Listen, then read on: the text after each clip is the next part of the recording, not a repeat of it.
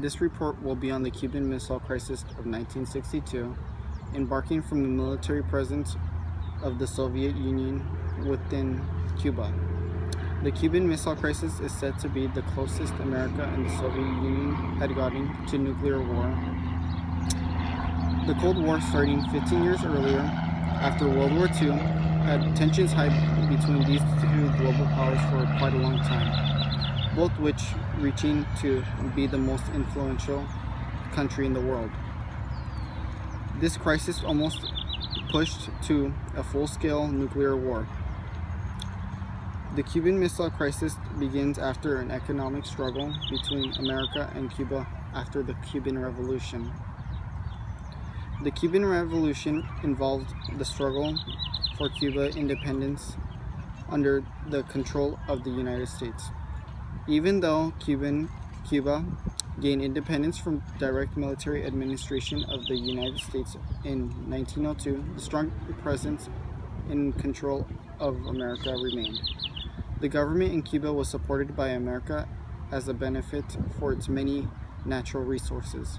So when the revolution led by communist Fidel Castro overthrew the government, the United States was not pleased. In response, the United States arranged a trade embargo between Cuba and the United States. Cuba reacted by turning to the Soviet Union for support. Upon discovering that the Soviet Union planned to establish nuclear presence in Cuba, which is only 90 miles off the coast of Florida, the United States feared for national security. This led to a standoff between the United States and the Soviet Union from October 16, 1962 to October 28, 1962. These tense 13 days forced President John F. Kennedy and Soviet leader Nikita Khrushchev to negotiate. The negotiation between John F. Kennedy and Khrushchev were resolved benefiting both sides. America was to not invade Cuba, and the Soviet Union agreed to not set up missiles in Cuba. Kennedy also secretly agreed to pull America's military presence out of Turkey.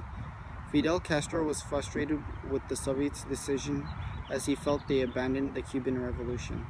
European allies were also angered towards the Kennedy administration as they were kept in the dark about the negotiations that could have determined whether or not there would be a nuclear war.